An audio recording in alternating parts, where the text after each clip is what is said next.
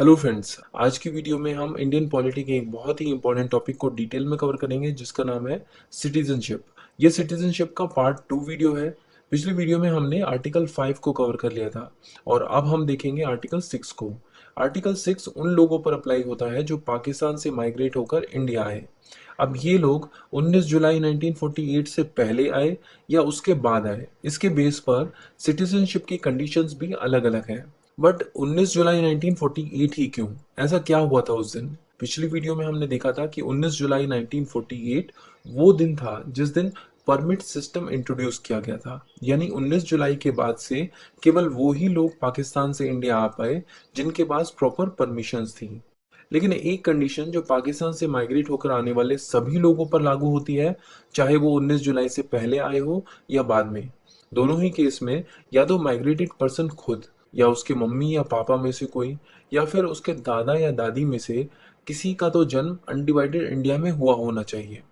अगर ये condition satisfy होती है और माइग्रेटेड पर्सन 19 जुलाई 1948 से पहले भारत में आया है, तो यहाँ पर आने के बाद से 26 जनवरी 1950 तक वो इंडिया में ही रह रहा था। तो ऐसे माइग्रेटेड लोगों को 26 जनवरी 1950 को भारत का नागरिक माना गया। इसके अलावा वो लोग जो 19 जुलाई 1948 के बाद भारत में आए, या तो माइग्रेटेड पर्सन खुद या उसके मम्मी या पापा में से कोई या फिर उसके दादा या दादी में से किसी का तो जन्म अनडिवाइडेड इंडिया में हुआ होना चाहिए। अगर ये कंडीशन सेटिस्फाई होती है, ऐसे माइग्रेटेड लोगों को सिटीजन बनने के लिए भारत में आकर 6 महीने रहने के बाद अपने आप को रजिस्टर करवाना जरूरी था एज अ सिटीजन। जिन लोगों ने भी ये 3 कंडीशन सेटिस्फाई की, उन्हें 26 जनवरी 1950 को भारत का नागरिक माना गया।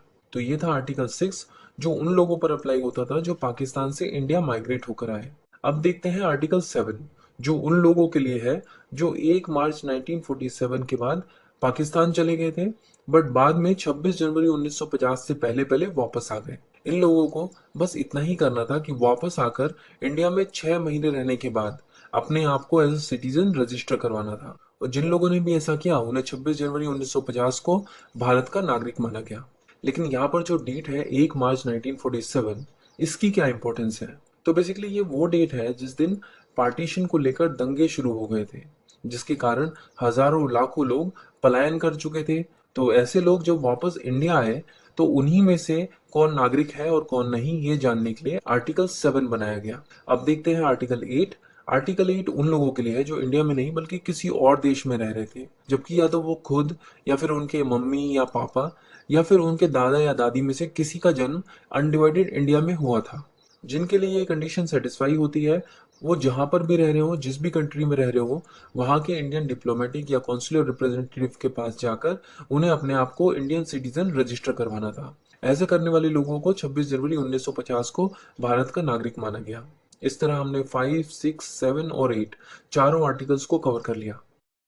अब बात करते हैं आर्टिकल 9 की, जो कहता है कि अगर इंडिया का कोई भी नागरिक खुद से किसी दूसरे देश की नागरिकता स्वीकार करता है तो ऐसे में उसकी इंडियन सिटीजनशिप ऑटोमेटिकली खत्म हो जाएगी, क्योंकि इंडिया में ड्यूअल सिटीजनशिप का कंसेप्ट नहीं है।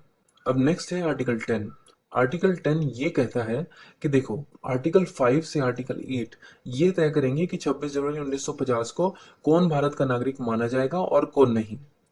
और ये लोग जिन्हें भारत की नागरिकता मिली है वो हमेशा भारत के नागरिक माने जाते रहेंगे जब तक कि पार्लियामेंट कोई ऐसा कानून ना बना दे जिससे इनकी नागरिकता छिन जाए। इसका मतलब आर्टिकल 10 पार्लियामेंट को पावर देता है कि वो ऐसे कानून बना सकता है जिससे जो लोग ऑलरेडी नागरिक माने जा चुके हैं उनकी नागरिकता वापस ली जा सके। इसके अलावा आर्टिकल 11 में कॉन्स्टिट्यूशन पार्लियामेंट को पावर देता है कि पार्लियामेंट सिटीजनशिप को एक्वायर या टर्मिनेट करने से रिलेटेड नए कानून बना सकता है। और इसकी जरूरत इसलिए पड़ी क्योंकि 26 जनवरी 1950 के बाद जो भी लोग इंडिया आए उन्हें नागरिक माना जाए या नहीं, उसकी इंफॉर्मेशन आर्टिकल 5, 6, 7 और 8 से नहीं मिलती है।